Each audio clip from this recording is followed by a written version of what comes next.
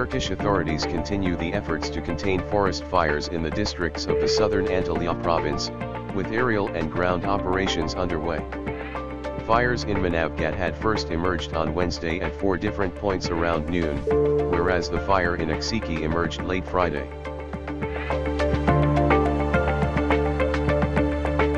In Somalia, 4 local footballers have been killed and 5 others wounded in the explosion at the Kismayo City Stadium.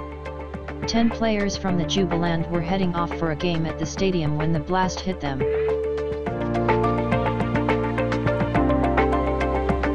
Haitian police outlined fresh accusations against a former Supreme Court judge over her links to the assassination of President Jovenel Moïse earlier this month, saying she had met with some Colombian mercenaries accused of killing him. A wanted poster for Coq Wandel has also been launched.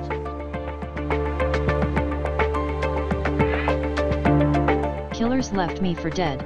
Slain Haiti leader's wife Martine Moïse says she is still left wondering what happened to the 30 to 50 men posted to guard her husband at the house.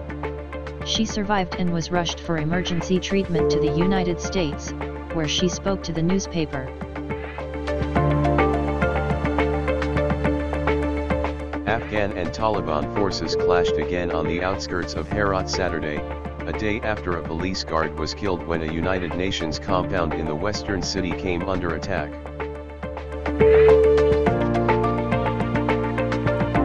Israel's foreign minister said he has ordered the nation's diplomats to push for UN action against Iran over a deadly attack on a ship managed by an Israeli billionaire. The MT Mercer Street tanker was attacked in the northern Indian Ocean on Thursday, killing 2 crew members. 80% of Microsoft email accounts used by employees in the 4 U.S. attorney offices in New York were breached, said the U.S. Justice Department. The Russian hackers behind the massive SolarWinds cyber espionage campaign broke into the email accounts of some of the most prominent federal prosecutors' offices around the country last year, the Justice Department said.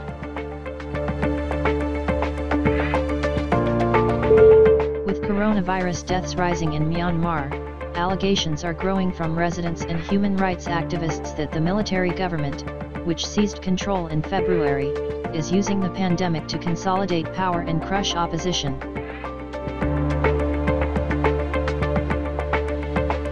The war against COVID-19 has changed because of the highly contagious Delta variant, the U.S. Centers for Disease Control said, proposing a clearer message, mandatory vaccines for health workers and a return to universal masking.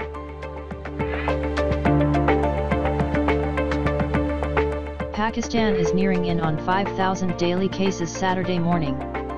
According to the National Command and Operations Centers, 65 people died with 4,950 fresh infections in the last 24 hours. The positivity rate jumped to 8.64%. The Sindh government on Saturday announced it has amended certain decisions made as part of the lockdown orders issued a day earlier. The province has gone into lockdown, starting today to August 8, in a bid to curb the spread of coronavirus cases, with Karachi's positivity ratio soaring to 30.58%. Ban on pillion riding is lifted.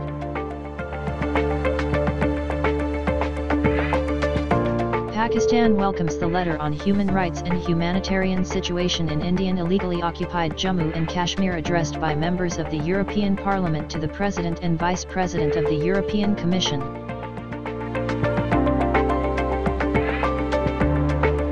Pakistan Army organized a multinational joint medal parade for awarding United Nations Medal in recognition of the services and humanitarian efforts rendered by the peacekeepers. Units from China, Indonesia, and Uruguay participated along with Pakistani contingent. It was held at Pakistan Army Contingent Headquarters in Democratic Republic of Congo.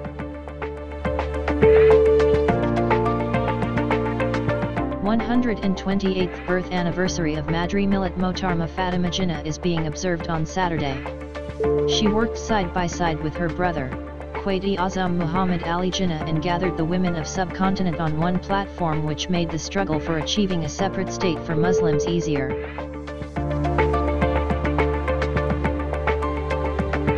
Pakistani Prime Minister has commended the efforts of the Federal Board of Revenue in achieving record revenue collection in the month of July. In a tweet, Imran Khan said this record collection of the revenue worth 410 billion rupees is the highest ever in the month of July and 22% higher than the target fixed for the month.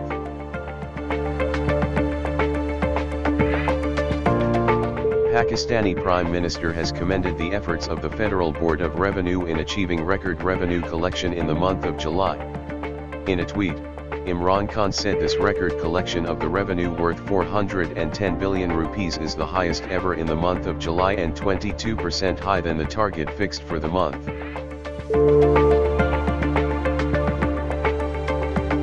Some older Kindle e-readers will soon no longer be able to connect to the internet to download new books, Amazon has said.